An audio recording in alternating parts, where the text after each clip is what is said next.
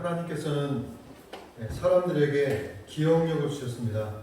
어거스틴은 기억력을 기억의 궁전이라고 불렀습니다. 기억의 궁전에는 지금까지 내가 경험한 것과 내가 읽은 것과 맡은 냄새와 귀로 들은 소리와 눈으로 본 영상들이 차곡차곡 보관되어 있습니다.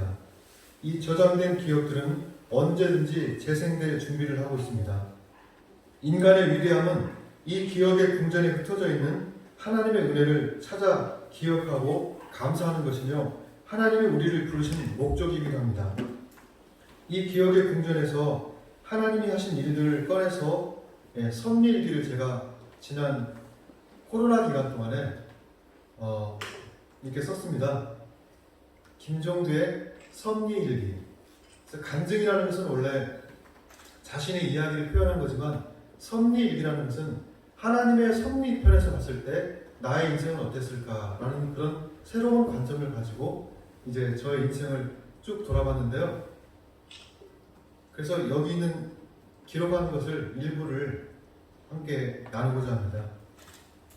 저의 인생을 가장 잘 표현하는 말씀이 무엇일까 생각하니까 시편 30장 말씀이었어요. 주께서 나의 슬픔이 변하여 내게 춤이 되게 하셨다. 저는 1968년에 전라북도 군산 앞바다에 있는 개화도라는 섬에서 태어났는데 제가 태어난 해가 1월 달에 그 푸에블로라고 해서 미국 군함이 북한으로 이렇게 억류된 그런 사건이 있었고요. 그해 김신조 그 일당이 그 청와대를 공격하고 그런 전쟁 직전에 있는 아주 그런 시기에 제가 태어났는데 저희 아버지가 제가 뱃속에 있을 때 그 연평도 부근에서 조기잡이를 하다가 북한으로 납북이 되셨습니다.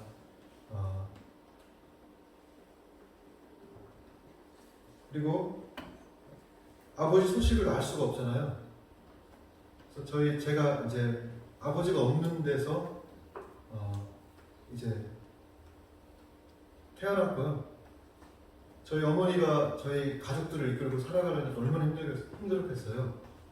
그래서 저희 작은 어머니가 살기 너무 힘드니까 그 바닷가에 가면 그 섬에 가면 모래사장 바지락 양식장이 있거든요.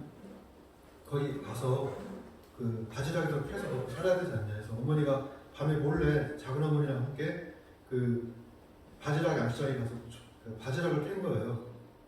근데 그때 경비하는 분이 그 프레시를 딱 비치면서 누구야? 그랬는데 어머니가 그 소리를 듣는 순간 이 뇌가 이제 너무 충격을 받아서 그때 정신적인 문제가 발생했어요. 그래서 집 뒤에 가서 막 보고도 뜯어먹고 또 집에도 잘 안 들어오고 이렇게 밖으로 돌아다니고 막 그런 그때부터 저는 이제 아버지도 안 계시고 어머니의 도움을 거의 받지 못했어요. 그리고 그 압북 사건으로 인해서 저희 형님이 그 당시에 중학교를 다니고 있었는데 학교를 중퇴하고 서울에 있는 공장으로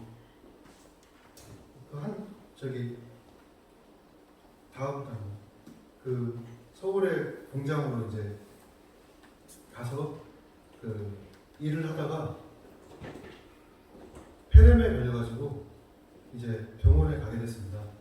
그래서 저희 누나들이 이제 초등학교도 졸업 못하고 다 이제 공장으로 또 가정부로 가서 형 병원비 대느라고 그래서 한 달이 되면 큰 누나가 돌면서 누나들 월급을 다 걷어서 그 형 병원비를 냈다고 그래요.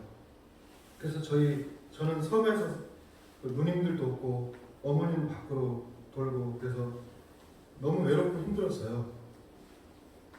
그때 저의 그 어렸을 때 시절을 가장 잘 표현한 노래가 있더라고요. 그게 섬집 아기라는 노래였어요. 엄마가 섬 그늘에 불 따라가면 아기가 혼자 남아 집을 보다가 바다가 들려주는 자작 노래에 800에 스스로 잠이 듭니다. 제가 자다가 눈을 떠봐도 어머니가 없어서 다시 또 잠드는 그런 이 섬지발이 노래를 어느 순간 들었는데 저의 어렸을 때 그 이야기하고 너무 똑같더라고요. 전 너무 외롭고 슬퍼서 이제 바닷가에 나가서 이제 혼자 막대기를 들고 그림을 그리기 시작했어요. 계속 그림을 그리고 있다 보면 해가 져요. 그러면 다른 아이들은 엄마들이 빨리 와서 집에 가서 밥 먹으라고 이렇게 막 부르잖아요. 근데 저는 아무도 불러주지 않는 거예요.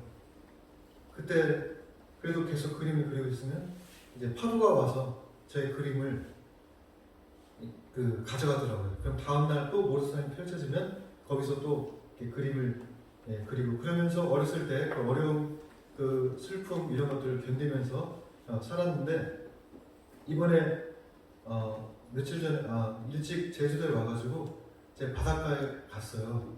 가서 어렸을 때 그 모래사장이처럼 굉장히 고운 모래가 쫙 펼쳐져 있더라고요. 이 바로 앞에였던 것 같아요. 여기 앞에 바다였던 것 같아요. 거기서 혼자 이렇게 그림을 이렇게 그렸는데 어렸을 때 생각이 항상 이렇게 나더라고요.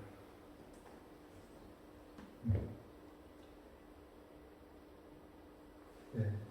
그래서 이제 그 섬에서 이렇게 살아가는데 저는 학교를 한 번도 제 시간에 가본 적이 없어요. 그냥 어머니가 안 깨워주니까 내가 스스로 일어나야 되는, 일어나 보니까 해가 중천이 돼가지고 해가 눈 떠서 이렇게 마을에 나가 보니까 그 앞에 이렇게 쌓아놨던 그 볏집들이 이렇게 그림자가 길게 해가 늘어져 있는 걸 봤어요. 동생 깨워가지고 둘이 코스모스 보면서 학교 가니까 항상 2교시가 끝나 있었어요. 그래서 선생님이 왜 이렇게 늦게 오냐고. 그러면 또 와서 가방 놓고 또 모래사장 가서 그림 그리고 그러면서 어린 시절을 지냈는데 이제 저희 아버지가 사실은 북한에 갔다가 1년 만에 돌아왔어요. 돌아왔는데 이제 간첩 혐의를 받았는데 북한에서 돌아올 때 그 당시에 북한이 우리보다 더 잘 살았었거든요. 그래서 쌀을 선원들마다 3가마씩 줬대요. 그러면 돌아올 때 평양 구경도 시켜주고 막 그랬다고 그래요. 그런데 그걸 버리고 와야 되는데 선장님하고 우리 아버지만 그 쌀을 안 버린 거예요. 이 애들 주려고. 그런데 경비정이 이제 배가 도착하기 전에 딱 급습을 했는데 이 쌀 누구 거냐고 그러니까 그 선장하고 우리 아버지 거라 해서 당장 간첩 혐의로 집에도 못 오고 바로 잡혀가가지고 이제 그때부터 엄청난 고문을 당했는데 그 아버지가 글을 쓸 수 없었어요. 옛날 섬 사람이니까. 그런데 그 볼펜 그 한글을 가르쳐가지고 모나미 볼펜 있잖아요. 그 볼펜 한 다스가 다 닳도록 그 자술서를 쓰게 된 거예요. 거치 자술서를. 그래서 그 북한 기밀, 우리나라 기밀 누설죄 해가지고 경부선이 몇 차선이냐? 4차선이다 그러니까 국가 기밀 누설했다고. 파출소 위치가 어디냐? 어디라고 그러니까 평양 좋더냐니까 좋았다고 그러니까 북한 찬양 고문죄 이런 식으로 해가지고 이제 아버지가 이제 간첩 혐의를 받아서 엄청난 고문을 당하고 이제 전주 교도소에 수감되고 그 이후에 이제 풀려났지만 고문 후유증이 너무 심해서 제가 어렸을 때 생각하면 그 어머니를 막 그렇게 때리고 그래서 무서워서 제가 집에 못 들어갔었어요. 아버지가 나타나면 술 드시고 막 어머니 구타하고 막 어렸을 때 너무너무 불행한 고통스러운 삶을 살다가 제가 초등학교 3학년 때 이제 아버지가 이제 돌아가셨죠. 그리고 저희 형님이 폐렴으로 고생하다가 이제 중학교 1학년 때 저 형님이 26살 때 공주 계력병원에서 돌아가셨어요. 그리고 저희 이제 섬에 살았는데 섬에 땅도 있었고 집도 있었고 이렇게 많이 있었는데 저희 작은아버지가 사업을 한다고 저희 집에서 멸치잡이 사업을 시작했는데 저희 어머니를 노동자로 막 쓴 거예요. 저도 막 배를 타고 막 섬에 멸치 잡고 막 그랬어요. 그렇게 안 생겼죠? 그래서 막 이렇게 노동하고 그러다가 저희 누님들이 너무 보다 못해서 섬에서 탈출을 시켰어요. 그래서 섬에 있는 거 다 놓고 제가 초등학교 6학년 때 군산으로 이사를 왔어요. 그래서 군산에서 이렇게 살아가는데 누님들이 이제 전세금을 마련해 줬거든요. 그런데 또 저희 외가댁에서 사업한다고 또 저희 전세금을 어머니가 너무 연약하니까 전세금을 빼가고 저희를 그 군산하고 그 금강 사이 충청도하고 있는 거 아시죠? 충청도 밑에 금강이 흐르고 군산에 살았는데 저희 외할머니가 그 서천에 사셔가지고 저희를 강제로 서천으로 이사를 시킨 거예요. 이렇게 충청도로. 그래서 제가 군산 중학교를 다니다가 서천으로 이사를 가는 바람에 갔는데 외할머니가 저를 안 받아줬어요. 외할머니도 황당하잖아요. 갑자기 이사를 오니까 외삼촌이 그 사업한다고 그래가지고 그래서 그 섬에 있는 그 서천에 있는 빈집에 저희가 들어가 살게 됐어요. 그 빈집에 살다 보니까 밤마다 그냥 쥐가 막 뛰어다니면서 제가 지금도 쥐를 너무 싫어해요. TV를 보는데 TV 뒤에서 쥐가 나를 쳐다보더라고요.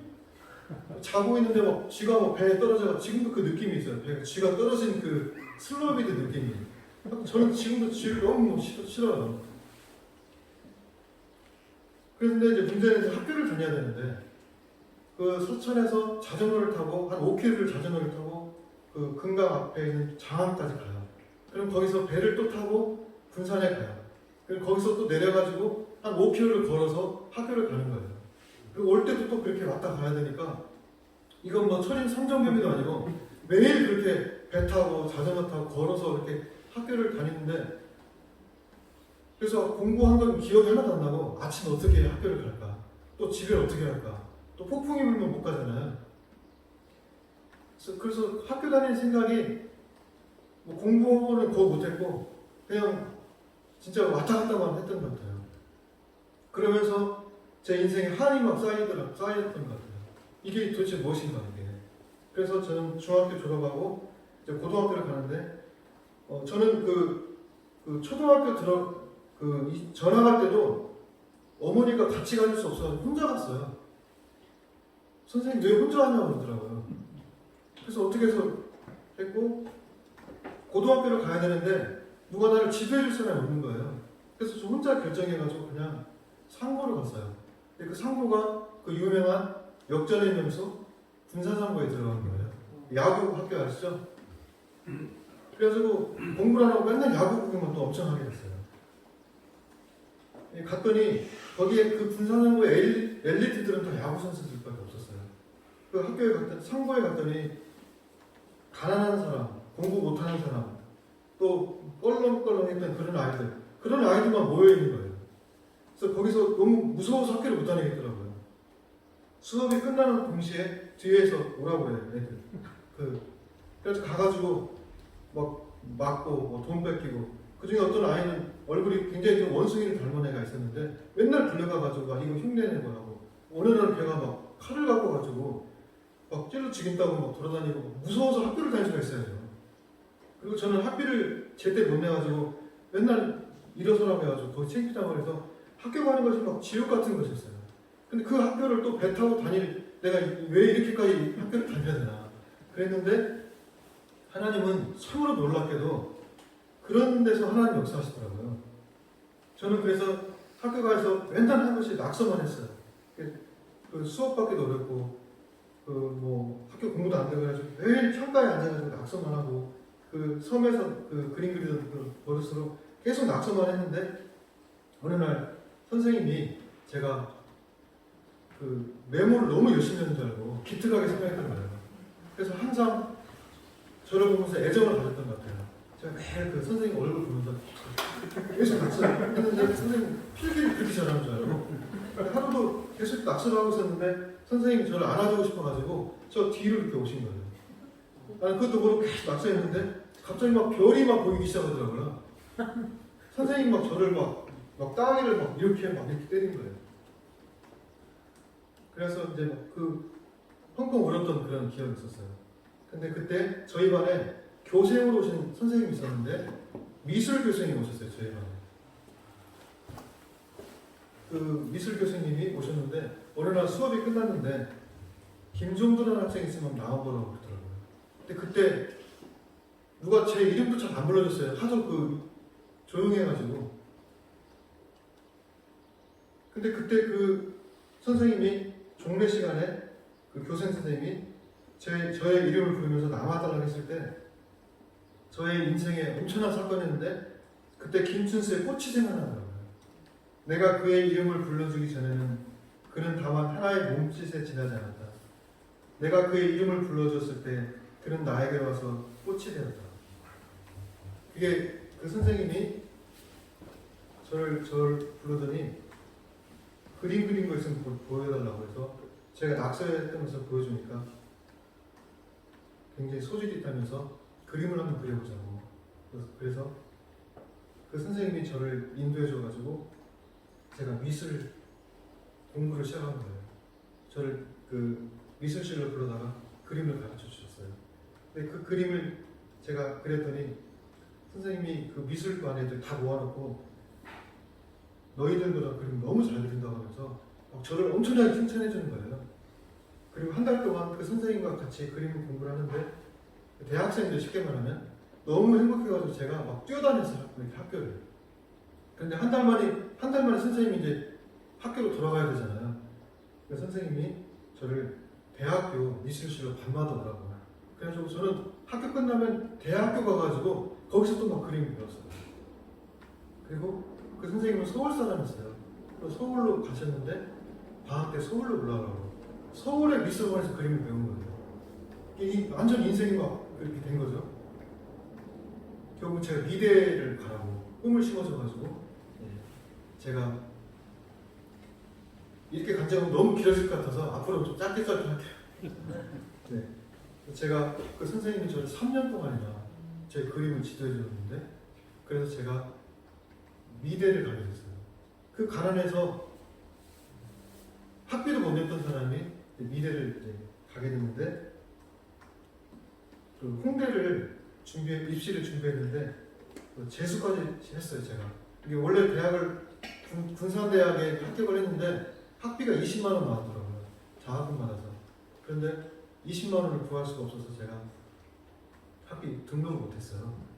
선생님이 다시 저를 불러다가 1년 동안 또 재수를 시켜가지고 이제 홍대를 가게 됐는데 다시 실력이 됐는데 학교를 다닐 형편이 안 돼서 다시 눈물을 머금고 장학금을 받아야 된다는 것 때문에 다시 군산대에 이제 문서를 쓰게 된 거예요. 그때 제가 제 인생을 다시 재개할 수 있는 그 홍대 입학을 못해서 절망에 있을 때 그때 이제 군산의 어떤 화실에 있었는데 그 선생님이 그날따라 그 연탄불이 꺼져가지고 화실이 너무 추웠어요. 그 선생님이 저를 그 화실 그 원장이 교회에 가면 따뜻하다고 하면서 교회에 좀 같이 가자고 그러더라고요. 그래서 교회가 따뜻할 것 같아서 거기 가서 앉아 있었는데 그분이 막 기도를 하는데 뒤에서 이렇게 기다리다가 내 평생 처음으로 십자가를 이렇게 바라봤어요.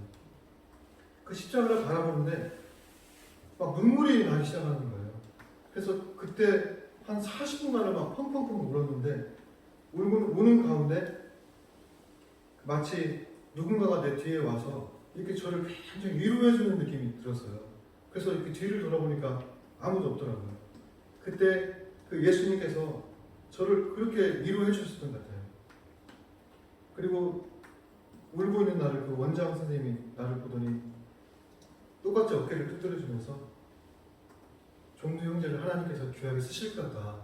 그 말을 듣고 그때부터 그때 뭔가 제 마음에 엄청난 역사가 있어가지고 이제는 내 소망이 오직 예수님밖에 없어서 이제는 매일 그 교회 예배를 안 가지고 뭐 부흥회 쫓아다니고 산상 집회 다니고 막 미치도록 그 예수님을 갈구했어요.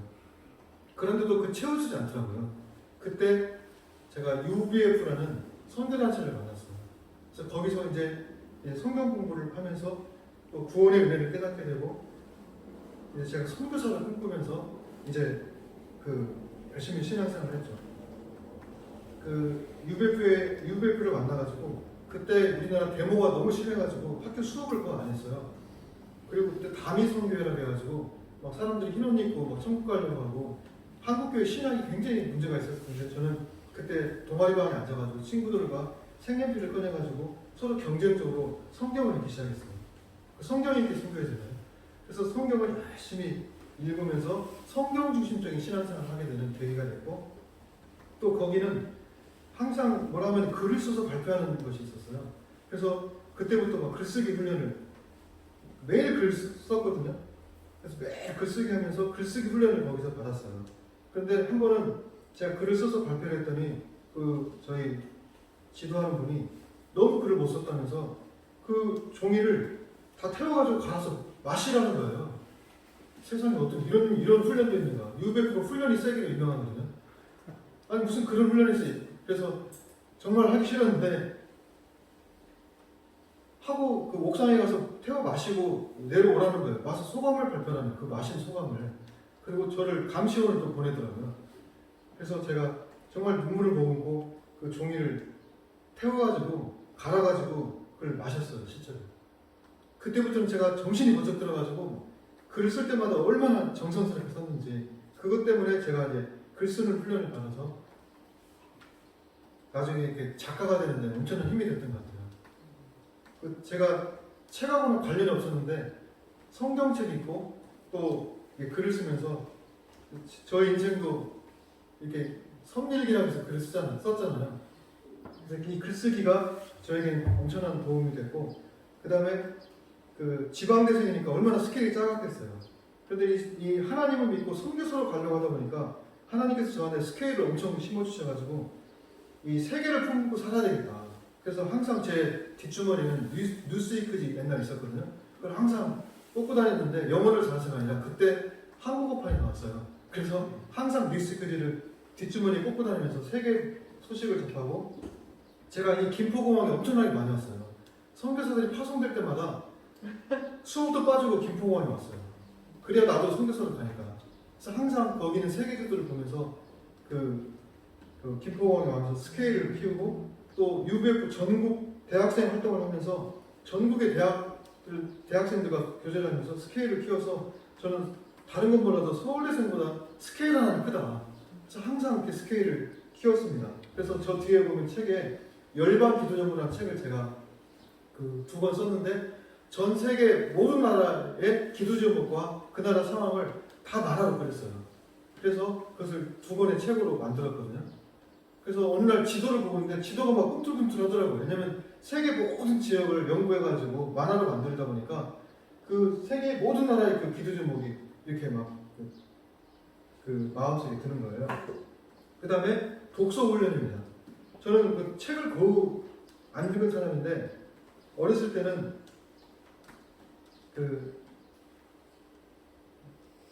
하여튼 제가 그 빈집에 들어가 살았다 했잖아요. 그 빈집 벽장을 보니까 거기에 한국 문학 전집이라는 책이 이렇게 있더라고요. 그래서 그걸 꺼내서 이렇게 봤더니 책 제목이 선왕당, 무슨 메밀꽃 필 무렵, 그런 거였어요. 봤더니 거기에 야한 내용들이 있는 거예요. 그래서 그 야한 거 찾아서 읽느라고 전체를 다 읽었어요. 그러면서 독서에 눈을 떴습니다. 그리고 이제 예수님 믿고 나서는 예수님에 대한 갈급함 때문에 막 책을 읽기 시작했어요. 그리고 UBF 강사 생활하면서 매일 캠퍼스 가서 전도하는데 사실 매일 어떻게 전도를 해요. 그래서 서점에 출근해가지고 서점에서 퇴근했어요. 그래서 저 20, 30대는 서점에서 보냈어요. 그리고 제가 나중에 작가 생활하면서 저의 취미가 서울에 있는 헌책방 돌아다니면서 책을 사는 것이 저의 취미여가지고 제가 한 1만 권 정도 책을 모았어요. 1만 권이 얼마나 많이 되는지 아시죠?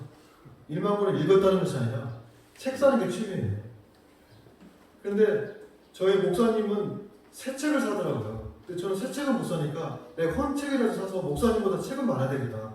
그런 목표를 가지고 하루 종일 책을 해가지고 이렇게 책을 많이 모았는데 그 장소가 없어가지고 결국은 다시 책을 다 팔고 지금 이제 조금만 가지고 있는데 그 저의 인생 독서가 저를 키웠다 할 정도로 그 책을 좀 많이 다양하게 읽은 편이고요. 최근에 우리 정승영 회장님이 초청해가지고 토요일날 이 시간에 저희 사무실에서 독서 심포지엄을 하는데 제가 이제 신앙서적 같은 걸 많이 읽었는데 경영 막 이런 책은 그거 안 읽었거든요. 근데 이제는 하나님께서 또 경영에 관한 책을 읽을 수 있도록 최근에 뭐 마케팅 불변의 법칙 또 뭐 팔지 말고 사게 하라 뭐 그다음에 이제는 뭐 그런 책들을 읽으면서 또 책의 균형을 맞춰가고 있습니다.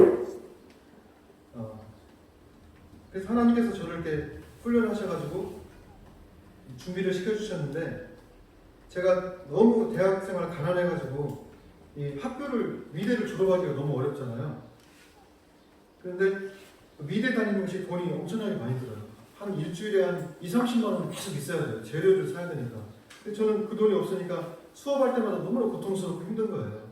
그래서 어떻게 할까 기도하다가 보니까 애들이 이렇게 하나를 찍으려면 종이가 필요한데 종이 한 장에 3,000원씩 있었어요. 그 다음에 큰 그림을 그리려면 캔버스가 필요한데 제가 화실 화방하는 거라고 해가지고 제가 대신 애들한테 사다 줄 테니까 너 그 화방 그 주인 아저씨한테 종이 한 장만 달라고 제가 중계를 해주고 종이 한 장씩 주면 하나 찍고 캔버스 그렇게 해서 했는데 그것도 안 돼가지고 과제는 해야 되고 이건 재료는 없고 그래가지고 어쩔 수 없이 대학생이 그 종이 도화지를 사다가 캔버스에 그림을 그려야 되는데 포스터 컬러 갖다가 이제 너무 창피하니까 과제는 해야 돼. 그래서 새벽 2시에 아무도 없을 때 도화지 깔아놓고 거기다가 이렇게 포스터 컬러로 막 이렇게 그림을 그렸어요. 근데 그 당시 현대미술이라 막 자세히 그린 거 아니고 물감 갖고 막 흘리는 그런 거 했거든요. 했는데 새벽 3시에 세상 교수님이 딱 그 저희 작업실에 온 거예요. 저는 교수님도 작업을 많이 하거든요. 너무 뭐 창피하고 그래가지고 그랬더니 딱 보더니 대학생이 세상에 유화는 안 그리고 포스터 컬러 갖다가 뭐 종이로 이렇게 과제를 하고 있으니까 저는 엄청나게 혼날 줄 알았어요. 교수님이 저를 보고 너무 불쌍했는지 새벽에 밥 먹으러 가자고 하더니 저의 이렇게 그 이야기를 듣고 하면서 나중에 보니까 저의 학점을 A+를 줬잖아요. 그리고 다른 교수를 찾아다니면서 저 김종도 다 A+라고 저 안 그러면 제 학교 못 다닌다고. 그래서 제가 그 3학년 때 다 A+를 맞았어요. 나는 제가 엄청 잘했어야 되는 줄 알았더니 나중에 교수님이 너 A+, A 맞은 줄 아니? 내가 다 교수님한테 부탁했어. 여호와 이래 하나님이 저희 대학 4학년을 다 휴학을 안 하고 끝까지 다닐 수 있도록 하나님께서 여호와 이래 해주셨고 또 놀라운 것은 하나님께서 군대도 면제시켜 주셨어요. 그 면제 사유가 뭔지 아세요? 극빈자 가정으로. 너무 가난해서 면제받았다니까요. 그런데 그 조사관들이 이렇게 가난한 사람이 어떻게 미대를 졸업했는가? 이거 풀 수 없다. 그걸 조사를 몇 달 동안 조사를 했어요.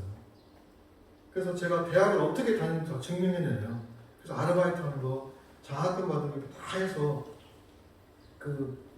제출했는데 그 당시 전라북도에서 수백 명이 신청을 했는데 딱 2명 됐어요. 한 사람은 현역에서 반이로, 저는 면제로. 저는 그래서 그때부터 신의 아들이 되었습니다. 그리고 대학 졸업하면서 신문사들이 언론 자유가 일어나가지고 제가 이제 만화를 이제 아르바이트를 하게 됐어요. 신문사에서. 그래서 제가 이제 만화 쪽에 눈을 뜨게 됐는데 대학을 졸업하고 제 꿈이 중국 유학생으로 가는 것이 꿈이었어요. 그래서 이제 준비를 해가지고 도전을 했는데 그 당시에 1992년도에 한중 수교를 맺었거든요. 그때 제가 루트를 알아봐가지고 중국 유학으로 갈 수 있는 길을 알아봐가지고 중국의 그 칭화대학교라고 혹시 아세요? 북경대 말고 그 칭화대학교에 제가 우리나라 유학생 1호로 뽑혀가지고 칭화대학교 어학코스에 이렇게 갈 수 있게 된 거예요. 그 당시에 한 7명인가 됐어요. 전국에서. 어떻게 된 줄 아세요? 그 길을 아는 사람이 없었어요. 그 길을 제가 알아가지고 신청을 해갖고 됐어요. 그래서 제가 중국 유학생 가려고 이제 기숙사까지 배정받고 다 준비돼가지고 이제 갈 날을 준비하고 있는데 어느 날 안기부에서 전화가 온 거예요. 왜 건조 전화 왔지? 해서 만났더니 우리 할아버지까지 다 파봤다고. 그러면서 당신 아버지 다 알고 있다고 하면서 왜 중국에 가려고 하냐 물어보더라고요. 그래서 뭐 공부하러 가려고 한다니까 자네 지금 북한 가려고 하는 거 아니야? 그러는 거예요. 제가 북한을 왜 가냐고 했더니 다 알고 왔다고 그래서 출국 금지를 딱 시켰다고 그렇게 그러더라고요. 그때 진짜 너무 진짜 어려웠었어요, 마음이. 한 젊은이가 인생의 꿈을 펼치려고 하고 또 그것도 유학생 선교사로 가려고 했는데 이 국가가 나서가지고 저를 못 가게 하니까 그때 너무 힘들었지만 그때 한 말씀, 그 인생의 계획은 사람이 할지라도 그 걸음을 인도하시는 분은 하나님이시라는 그 말씀 붙들고 이제 다시 제가 전주로 내려와서 있는데 마음이 너무 힘드니까 저를 지도했던 그 목사님이 이럴 땐 노동을 해야 된다고, 그래야 생각이 정리된다고 해서 그때 제가 막 그 벽화 그리고 지붕 묻히고 벽돌 쌓고 신문 배달하고 신문 기자 했던 사람이 신문 배달하면서 제가 노동을 많이 하니까 마음이 정리가 되더라고요. 그리고 그때 하나님이 저에게 두 가지를 가르쳐 주셨어요. 하나는 이 대한민국을 사랑하는 것을 가르쳐 주셨어요. 저는 우리나라가 너무 싫어가지고 한국을 떠나는 것이 저의 꿈이었어요. 그래서 선교사로 가려고 했던 것 같아요. 근데 그때 봤던 영화가 서편제라는 영화였어요. 그 서편제라는 영화를 보는데 보는 내내 제가 또 전라북도 사람이잖아요. 제가 사실은 그 시사만화가로 조선일보에 한번 제가 조선일보에서 시사만화를 모집하길래 거기 서류를 내려 코리아나 앞에 있는 조선일보 갔더니 그 경비가 이리 오라고 하더라고요. 그래서 저를 서류를 딱 보더니 가라고 하더라고요. 여기는 그런 것 아니라고 가라고. 전에 전라도 출신이구만. 접수도 못하고 경비한테 제가 쫓겨나가면서 그때 막 나는 왜 태어나도 왜 남부가부를 태어나고 왜 전라도에서 태어나가지고 왜 이렇게 내 인생은 이렇게 되는가. 또 막 우리나라 막 산들 보면 너무 막 싫었던 거예요. 모든 게 싫었던 거예요. 근데 그 서편제라는 영화를 보면서 이 자연이 너무나 아름답고 그 슬픈 그 인생이 오히려 막 그 하늘 승화시켰잖아요. 거기에서 그 영화를 보는 내내 하나님이 저한테 역사하셔서 너의 삶을 사랑하라. 너의 삶도 사랑하지 않으면서 어떻게 다른 나라 사람을 사랑할 수 있는가. 나의 한도 사랑해야 되겠다. 하나님 영화 보면서도 역사하시더라고요. 그래서 그 서편제를 보면서 그 이후에 제가 저의 삶을 사랑하기 시작했어요. 그 다음에 김용택 시인이라고 있어요. 선진관 시인이라고. 그 사람의 시를 다 읽으면서 그 전라도 땅을 사랑하는 그 사람을 보면서 저의 삶을 사랑하기 시작했고 그때부터 제가 그림을 그릴 때 이상하게 저는 그림 너무 차갑다고 사람들이 그러더라고요. 이 따뜻한 색을 쓸 줄 몰랐었어요. 근데 그 이후부터 제가 갑자기 이 황토색들을 막 써가면서 그림도 따뜻해지고 그리고 나서 제가 그때부터 이 우리나라, 이 대한민국을 가장 사랑하는 그런 사람이 됐습니다. 이럴 때는 아멘 한번 하셔야 돼요. 아멘. 네.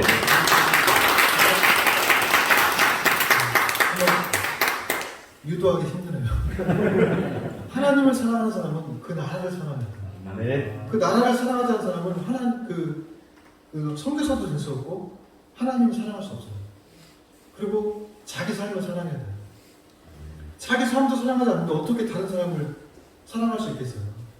그 이후부터 자기 삶을 사랑했기 때문에 저의 이야기도 부끄러워하지 않고 이제 하게 됐고 또 이렇게 자기 이야기를 기록에 남기고 그 다음에 두 번째로 이때 정식으로 제가 만화책을 내게 됐어요. 26살 때 세계 선교 발달사라는 선교 역사를 아까 이용복 선생님이 먼 나라 이웃 나라라는 책을 냈을 때 그걸 보고 나는 기독교교회 만화가 이용복이 돼야 되겠다 해가지고 선교 역사를 공부해가지고 그걸 만화로 혼자 그렸는데 사실 그걸 그린 이유는 제 주변 친구들하고 나눠서 읽으려고 했는데 제 아는 분이 이왕이 그린 거 우리나라에서 제일 큰 데 한번 갖고 가보라고 그래서 미친 척하고 제가 생명의 말씀서하고 불안무하고 홍성사라고 있었거든요. 그 세 군데 제일 큰 데에다가 원고를 보냈어요. 미친 척하고 제가. 그때 일주일 뒤에 생명의 말씀서에서 연락이 온 거예요. 책을 내자고. 이 무명의 그냥 지방대생이 그린 그 만화를. 그래서 제가 26살 때 첫 책을 내게 됐어요.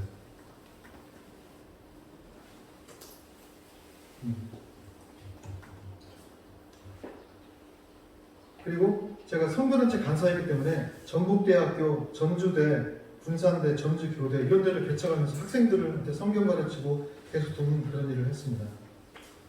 그러다가 이야기가 너무 길었으니까 좀 줄여서 할게요. 제가 선교단체 간사 생활을 열심히 했는데 문제는 제가 만화를 자꾸 그리다 보니까 저를 선교단체 한 지역 대표로 키우고 싶었는데 제가 자꾸 만화를 그리니까 하지 말라고 그 만화 그려서 뭐 어떻게 하냐고 차라리 신앙을 하라고 하면서 저한테 계속 만화를 못 그리게 하더라고요. 어느 날 집에 갔더니 저의 제가 책을 좋아했잖아요. 책을 다 목사님이 와서 뒤집어 버렸어요. 이렇게 흰색으로. 책 좀 그만 읽으라고. 그리고 제 그렸던 붓을 다 부셔버렸더라고요. 만화 못 그리게. 그래서 제가 5년 동안 만화를 못 그렸어요. 그리고 저를 이제 원광대학교 아셔요? 원불교대학교? 원광대학교를 저를 좌천시켰어요. 거기 가 있으라고. 그래서 제가 거기 있으면서 심신이 많이 지쳤어요. 그러면서 원광대학교가 자연식물이나 해가지고 조경을 엄청 잘 해놨어요. 그래서 거기서 자연과 함께하면서 지친 심신을 치료하고 있었는데 그때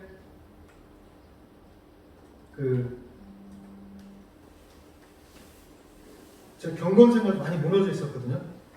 그때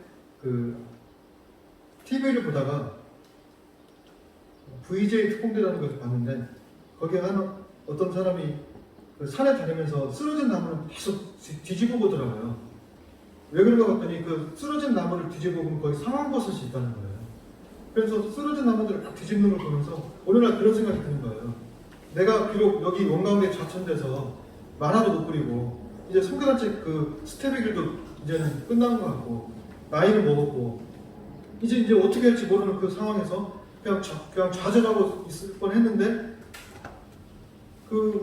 쓰러진 나무들을 들춰보면서 상황버섯을 캐는 사람을 보면서 그렇구나. 내가 비록 여기에 이렇게 있지만 내가 하나님 앞에서 준비가 된다면 하나님이 언젠가는 나를 찾으러 올 때가 있겠구나. 그런 생각이 번쩍 들었어요. 그러면서 갑자기 산삼이 떠오르더라고요. 이 산삼은 첩첩산중에 있어도 10만 애들이 막 캐러 다니잖아요. 그렇구나. 내가 무나 도라지가 되지 말고 산삼처럼 준비되자. 그럼 분명히 나를 찾아러 온 사람이 있을 것이다. 그러면서 그때부터 기도 생활을 시작했습니다. 그리고 스펄 전에 시편 묵상 12권짜리가 있거든요. 그것을 제가 매일 시편을 묵상하면서 내 영혼을 정화시키고 또 나를 새롭게 하면서 계속 준비됐어요. 그때 제가 자연 왔다 갔다 하면서 벚나무를 보게 된 거예요. 그때 꽃이 막 피었는데 꽃이 지니까 사람들도 떠나고 진흙탕에 사람들이 꽃잎을 막 갖고 다니더라고요. 그 모습이 마치 나의 모습 같았어요. 근데 또 가보니까 꽃이 떨어진 그 자리에 열매가 이렇게 맺히기 시작하더라고요. 그때 딱 깨달음이 오는 거예요. 하나님은 나를 꽃으로 부르신 것이 아니라 열매로 부르셨구나. 꽃이 져야 열매가 맺히는구나. 그 감격이 막 넘쳐가지고 집에 가서 막 시를 쓰게 된 거예요. 막 시를 썼는데 저희 학생 중에 한 명이 작곡에 재능이 있는 애가 있어서 이거 한번 노래를 만들어 보라고. 막 작곡을 하고 제가 고치고 해가지고 집사람한테 한번 불러보라고. 그래서 어제 불렀던 꽃이 되고 싶었어요. 그렇게 만들어진 겁니다. 그래서 그때부터 경건생활을 열심히 했는데 원광대학교가 원불교 대학이잖아요. 그래서 다원주의 대학이에요. 그 대학교에서 법회가 열리는데 한 번은 목사님이 거기서 설교를 하는 거예요. 그래서 너무나 충격이었어. 어떻게 목사님이 원불교 와서 설교를 할 수 있지? 그래서 기독교라는 것은 유일한 종교인데 그때부터 기독교에 대한 본질에 대한 관심이 엄청 생겨가지고 그때 기독교 강해라는 책을 만나게 됐어요. 그래서 사람과의 운명적인 만남도 있지만 책과의 운명적인 만남도 있어요.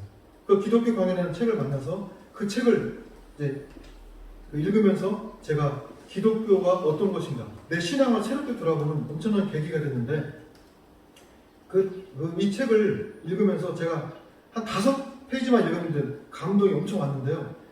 글이라는 무게감이 있잖아요.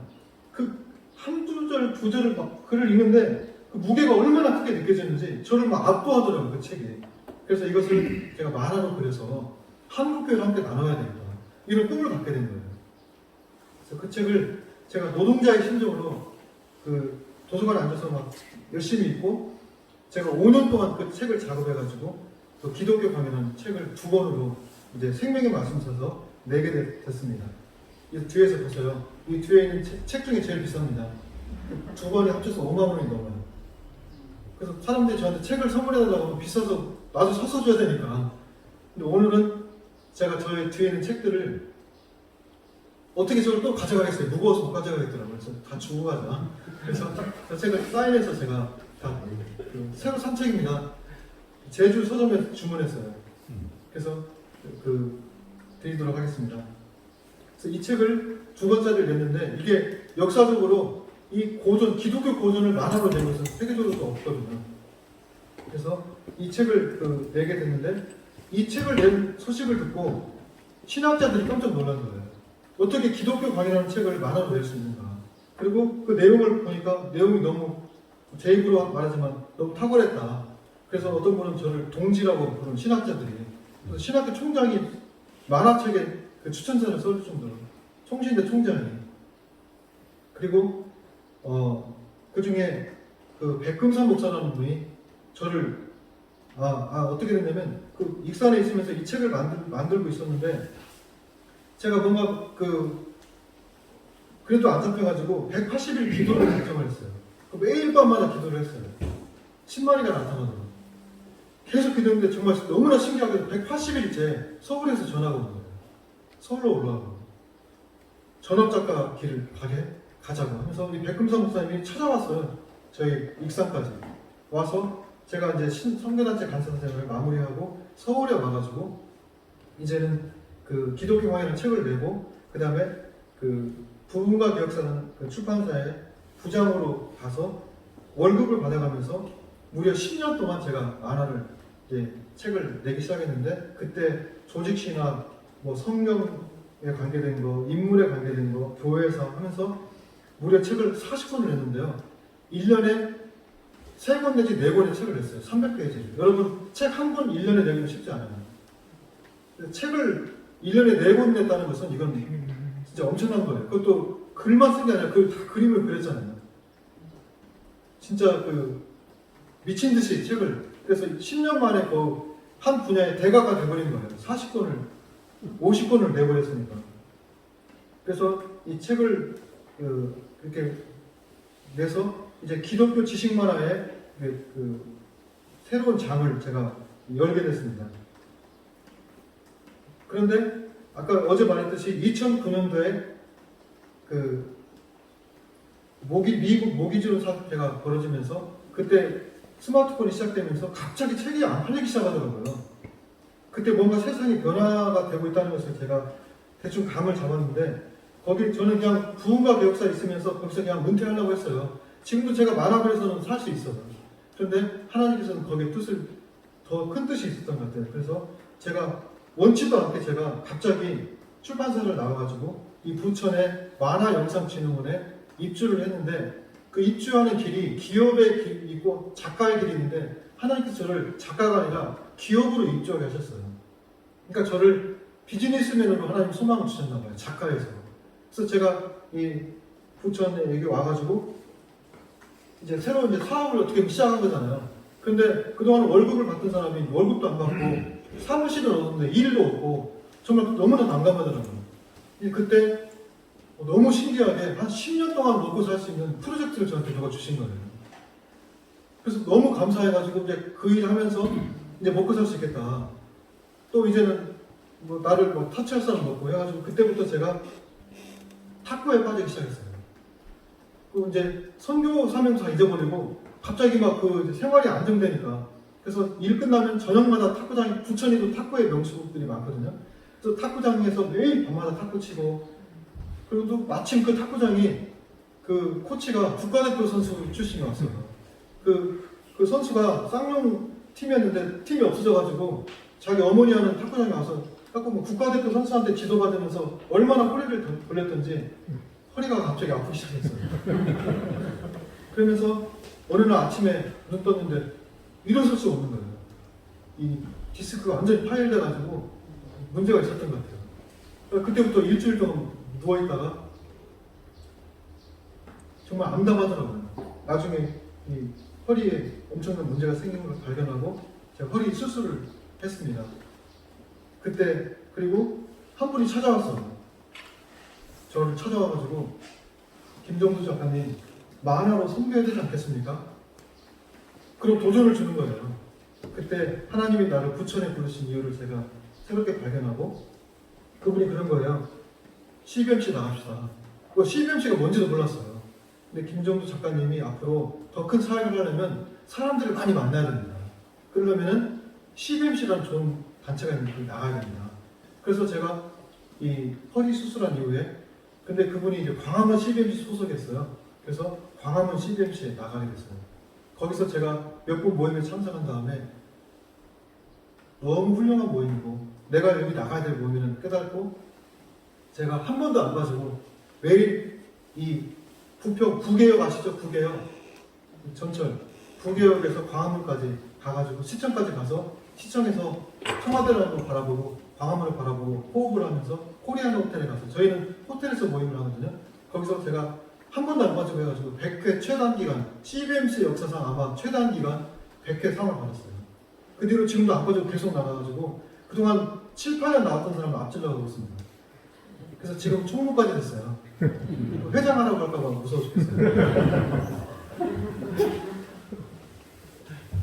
CBMC 활동을 하면서 제가 많은 분들을 알게 되고 또 훌륭한 분들을 알게 되면서 또 저의 그 비즈니스 그런 감각도 키우고 뭐 한 번 CBMC로는 뭐 영원한 CBMC라는 말이 있더라고요.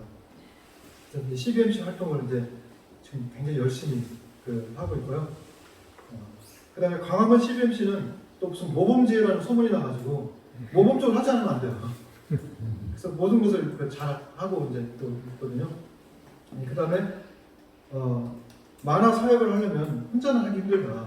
그래서 이제 사단법인 월피플이라는 만화 복음 선교단체를 만들었어요. 서울시 산하에 그 사단법인을 만들어서 제가 거기 이사장을 하면서 CBMC 회원들이 다 저희 이사로 들어와가지고 같이 지금 그 사역들을 하고 있는데 이 코로나 기간 동안에 인도가 완전히 그 문제가 심각하잖아요. 근데 인도의 선교사들을 다 내보내고 있었는데 코로나가 터져가지고 그 국가 기능을 못하는 사이에 저희 올피플에서 10만 권의 만화를 인도에 나눴어요. 이따 좀 보여드리도록 하겠습니다. 그리고 이 전도 만화를 만드는 가툰이라는 그런 출판사를 따로 만들었습니다. 가툰이 뭐예요? 하나님의 만화. 이름을 너무 잘 졌죠? 갓이 들어가면 다 잘 되더라고요. 그래서 제가 원래는 출판사를 이렇게 복음전도 만화 출판사를 만들려고 인천 부평 부청 거기 3층에 올라가는데 그 전까지 다른 이름을 생각하고 있었어요. 그리고 접수하러 딱 들어가는 순간 가툰이 떠오르더라고요. 가툰. 그래가지고 가툰으로 등록했더니 다행히 누가 등록을 안 한 거예요. 그동안 이름 많이 썼는데. 그래서 저희 복음전도 만화 그 출판사 이름이 가툰이 됐습니다. 그래서 이 가툰은 이제 앞으로 복음전도 만화를 많이 만들 것인데 여러분 6.25 때 삐라를 3년 동안 28억 장을 배포했대요. 그래서 그 삐라를 보고 중공군 68%, 북한군 65%가 삐라 영향으로 투항을 했다는 거예요. 그래서 미국에서 유엔에서 뭐라고 했냐면 삐라를 야 폭탄보다도 위대한 종이폭탄이다. 이 종이폭탄 삐라를 보고 그렇게 전향을 하고 이렇게 했다는 거예요. 그런 것처럼 앞으로 그 당시에는 문맹자들이 많았잖아요. 그래서 앞으로는 이 그림 이미지들 이런 것들이 앞으로 복음전도 역사에 크게 쓰임 받을 것이다. 그래서 앞으로 하나님이 이 종이폭탄 이 만화를 통해서 이 세계를 복음하는데 귀하게 쓰실 것이다. 그렇게 믿고 이제 그래서 제가 삐라를 많이 연구하고 있어요. 이렇게 많이 뿌려야 되겠다. 앞으로 전 세계에 그런 기도를 하고 있었는데 실제로 세상에 인도에 10만 부의 만화를 그것도 이렇게 뿌린 것이 아니에요. 각각 다 나눠줬다는 거예요. 이거 기적 같은 일이에요. 여러분 책 10,000권만 쌓아놓으세요. 얼마나 많이 되는 거예요. 10만 권은 엄청 많은 책입니다. 그것도 현지에서 찍어가지고 그런 일을 이루셨습니다. 그래서 그런 가운데 참 놀랍게도 6부를 띄워주세요. 6부. 제가 49살, 50살이 뭐죠? 인생의 희년 아닙니까? 그때 정말 놀라운 소식을 듣게 됐어요. 저희 아버지 묻혔던 49년 된 그 아버지 그 간첩 사건이 재심으로 올라가가지고 무죄 판결을 받은 거예요.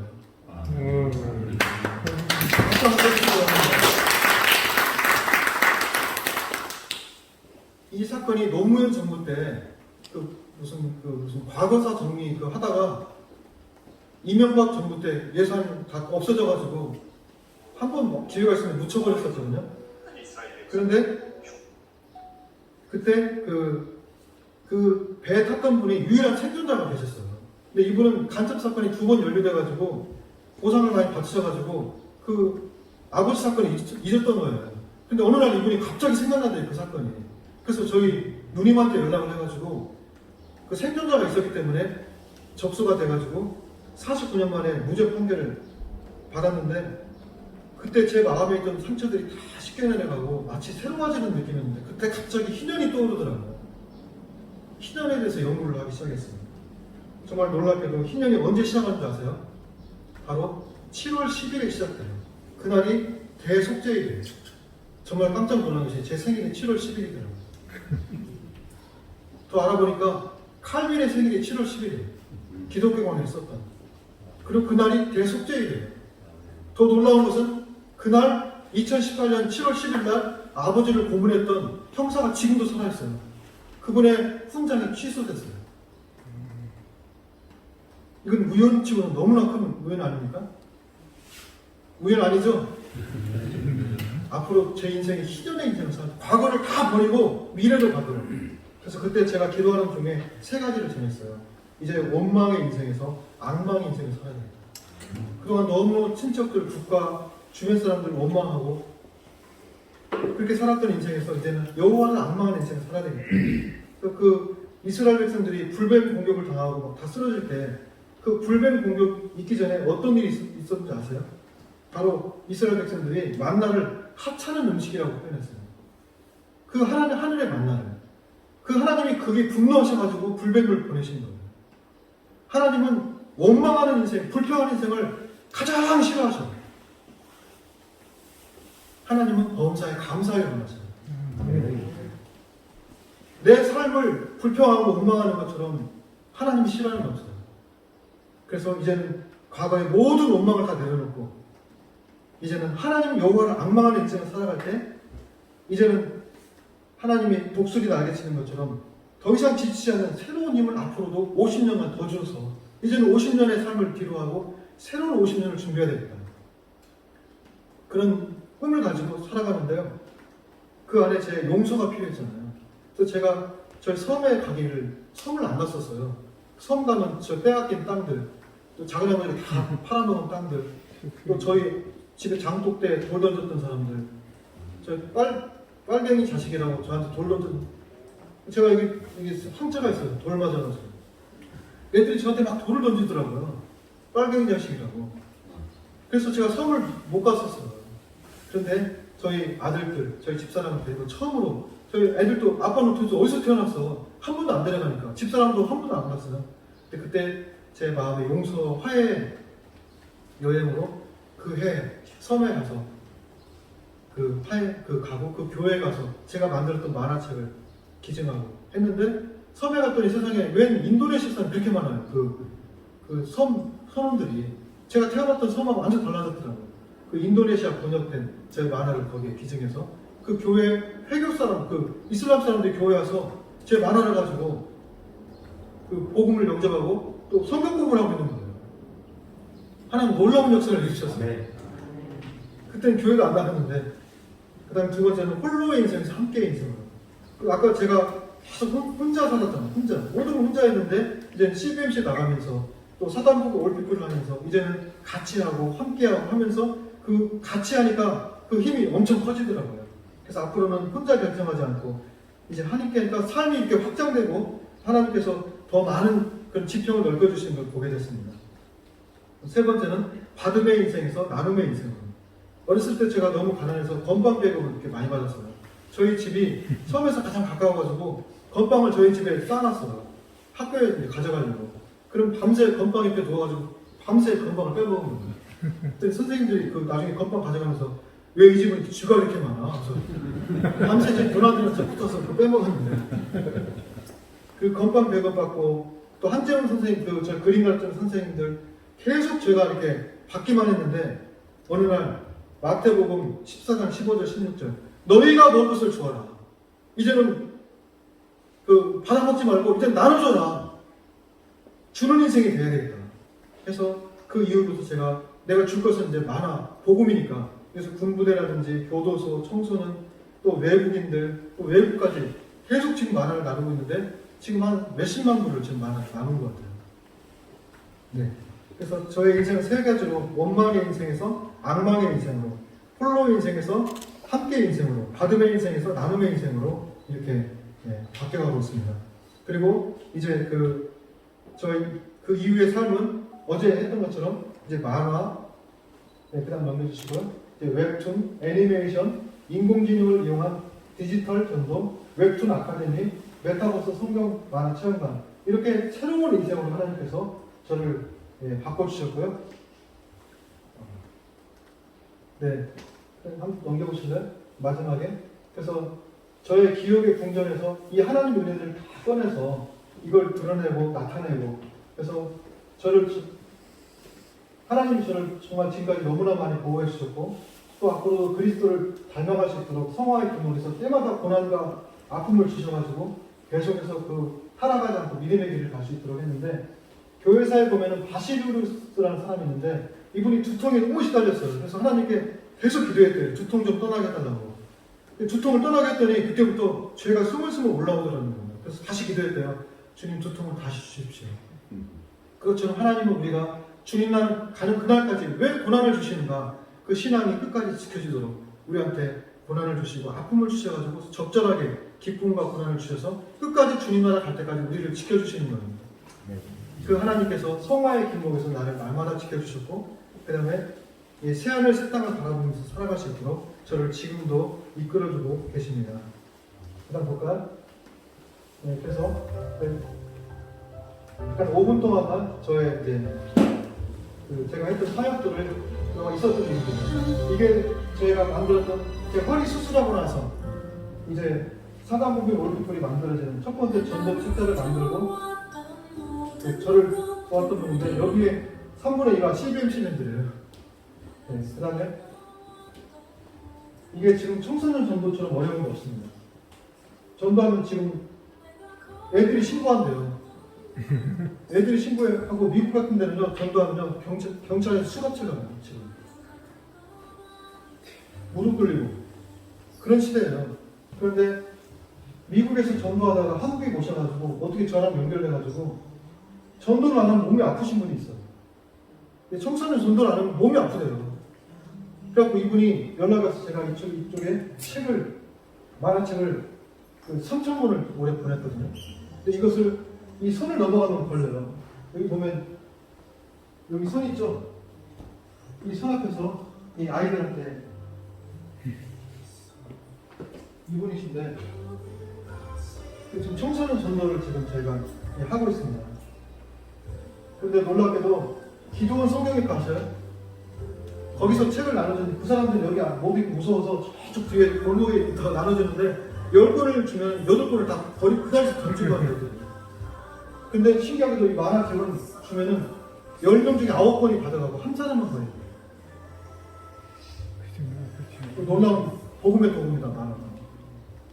그 다음 제가 탈북 청소년들의 탈북 청소년들이 지금 한국에 많이 와 있는데요. 얘들은 어떤 애들이냐면 북한에서 인신매매 당해가지고 중국에 가서 중국 사람과 결혼해서 애를 낳아가지고 그 애들이 한국에 온 거예요. 그래서 애들은 한국말 못하고 중국말만 하고 정체성이 없어요. 북한 사람도 아니고. 그런 애들이 왔는데 또 재능은 있는데 재능 개발 못하고. 그래서 이 애들 이야기들이 다 놀라운 스토리들이에요. 그리고 예수 믿는 아이들이거든요. 그래서 얘들을 앞으로 재능인 작가로 키워야 되겠다. 이런 소망을 가지고 3년째 지금 웹툰만을 만들어서 조대현 목사님이라고 유명한 만화가 있는데 그분을 제가 강사로 보내가지고 지금 3년째 이 학교에서 지금 만화 교실을 하고 있는데 여기는 특별학교 중에 최고 인기가 많대요. 그리고 이 학교는 쌀이 그렇게 잘 떨어진다. 애들이 밥을 얼마나 많이 먹는지. 하고 만화만 그려치면 안 되고 쌀도 보내달라 해서 쌀도 보내주고 그렇게 하고 있습니다. 그 다음에 저희가 교도소에 소년회도 많이 갔는데 소년회 갔는데 애들이 막 덩치가 이렇게 커가지고 무서워서 못하겠더라고요. 근데 우리 아버지도 감옥 갔다 왔다 하니까 좀 동감을 하시더라고요. 그래서 애들한테 청소년 교도소 소년회 가서 만화를 주니까 애들이 또 끝나자마자 그 철장 속에 들어가더라고요. 애들이. 그랬더니 철장 밖으로 막 손을 하면서 만화 아저씨 막 그러면서 저한테 굉장히 막 살갑게 다가오더라고요. 근데 이 만화가 정말 좋은 도구구나. 이것도 가고 있고요. 코로나 이전입니다. 광명교도소? 요즘 거기를 자주 가고 있어요. 그 다음에 군부대를 또 엄청 많이 가고 있습니다. 군부대에 가서 저 책 보셨죠? 엄청난 책, 만화책들을 제가 나눠주고 있습니다. 네, 그다음에 제가 코이카 가나에서 아프리카 아이들에도 지금 이렇게 만화를 주고 있는데 참 놀랍게도 그 아프리카 아이들이 만화책을 그대로 따라 그렸어요. 이 애가 여기 있는 밑에 있는 애가 그 만화책을 그대로 따라 그리고 거의 글을 똑같이 썼다는 거예요. 그 애들이 너무 화장품이 없어가지고 여기 저희가 화장품 세트를 만들어가지고 그 가나에 보내줬어요. 한류 지금 제가 한류를 일으키고 있습니다. 그다음에 인도 만화 보험 현장인데 저 보세요. 저희 만화 애들 나눠주는 이것이 언제 찍은 건지 알아요? 2개월 전입니다. 2개월 전. 최근이에요. 그리고 그 다음에 저희 만화를 나눠주는 분이 잠깐만 어떤 분이냐면 제가 세계성경학과에서 만화를 썼다 했잖아요. 그 만화를 읽고 진짜 인도로 선교사로 간 친구가 있었어요. 근데 그 친구가 외국 만화를 복사해가지고 나눠주는 것을 선교를 했는데 어떻게 저를 만나가지고 저랑 콜라보를 이뤄가지고 제 만화를 거기서 나누는 선교를 하고 있어요. 원정아 선교사라고 좀 유명한 분이거든요. 보실래요? 이분이에요. 이분이 하는 말을 잠깐 들어보겠습니다. 좀 크게 해요. 저는 인도에서 잠시 쉬러 들어온 원정아 선교사입니다. 지난 3월부터 올해 3월까지 인도에서 어떻게 올피플과 함께 협력 사역을 진행했는지를 여러분께 나누고자 합니다. 확진자가 기하급수적으로 시작했어요. 하루에 1000명, 2000명 오는 것이 하루에 10,000명 오는 것이고 심지어는 하루에 10만 명씩 오기 시작했습니다. 그때 비로소 사람들은 코로나의 공포를 느꼈죠. 하루에 10만 명씩 확진자가 늘어나고 병원마다 시신이 쌓이고 그런 가운데서 저희는 신자 대신에 마스크를 나누고 시작했습니다. 그리고 그때쯤에 하나님의 중으로 우리가 주문했던, 우리가 함께 작업했던 같은 만화전도 직자 기쁜 소식 흰기업판이 기적적으로 문방에 배달이 되었습니다. 그래서 이것을 같이 나누기로 했는데 보시면은 여기 올필폴의 로고가 같이 들어있죠. 그리고 KRCCC는 문방에 있는 김재호 송사님을 중심으로 한 저희의 NGO들입니다. 여기에 마스크가 연장이 되어 있었고 이건 생명 같은 곳이었습니다. 그리고 이곳에는 우리가 몇 가지 메시지가 있어요. 아주 쉬운 메시지예요. 손을 깨끗이 씻으세요. 마스크를 바깥에 나갈 때 꼭 끼세요. 1.5m 안에 사회적 거리두기를 지켜주세요. 하나님의 이름으로 사랑하십니다. 그리고 KRCCC와 올피폴이 드립니다. 그리고 이제 비누, 손 깨끗이 씻으라고 이제 아이들을 위해서 사탕. 그리고 이 뒷면에 보시면 기다리던 만화전도 직자, 흰개로 된 올피폴, 기쁜 소식이 함께 전달이 되었습니다. 그리고 여기에 또 추가적으로 희지쇼와 함께 만들었던 코로나 예방 흰개로 전도 직자와 전도 직자가 아니라 코로나 예방 직자와 또 아주 간단한 이제 전도 직자. 이것을 같이 넣어서 희지쇼 올피폴 둘 다 이제 한국이 자랑하는 복음의 한류를 대표할 만한 원숭이였는데 이런 만화 전도책자를 저희는 마스크와 함께 NGO 이름도 그리고 대한민국 이름으로 빈민가의 한짓한짓을 녹화하면서 7개월에 걸쳐서 전달하겠습니다. 인도 문바이의 빈민가는 정말 지평선 끝에서 지평선 끝까지 연결되어 있는데 저희가 매일매일 한짓한짓 목표를 하면서 전달하기를 7개월만 했습니다. 그리고 22km를 전진하는데 7개월이 걸렸어요. 그리고 1월 17일에 저희가 마지막 사역을 했는데 이 마스크 팩을 37,000개에서 38,000개 정도 나왔습니다. 즉 만화 전도 책자가 4만 권 정도가 나누어졌다는 것이죠. 그럼 그 만화 전도 책자를 보고 이것을 한 가족을 이루는 5인 정도를 치기 때문에 4만 가구 한 20만 명 이상에게 복음이 전파될 수 있었던 것입니다. 네, 그래서 저희가 마스크 10만 장을 보냈어요. 그리고 만화 10만 권을 이렇게 보내가지고 지금도 계속 그 사역을 하고 있고 지금도 그 어제 그저께도 계속 지금 사진이 오고 막 그래요. 그래서 하나님께서 참으로 그 슬픈 청소년을 하나님 변화시키셔서 이 만화를 통해서 전 세계 그리스도의 복음을 전하는 역사에 이렇게 사용하시고 계시고요. 앞으로는 어제 했던 것처럼 이제 그 10대들, 부에서 잃어버린 10대들을 찾아서 그들에게 그리스도의 복음을 전함으로써 그들이 현실 세계에 와서 우리와 함께 한국교회를 이끌어가는 그런 다음 세대를 세우는 그런 사역을 감당하려고 현재 기도하고 있습니다. 오늘 너무 긴 시간 동안 제가 얘기했네요. 감사합니다. 제가 짧게 기도하고 마치겠습니다. 은혜로우신 하나님 아버지, 오늘 이 간증을 통해서 하나님께서 저에게 이루셨던 놀라운 역사들을 함께 나누게 하시니 감사합니다. 주님만 홀로 영광을 받아 주시옵소서. 예수님의 이름으로 기도합니다. 아멘.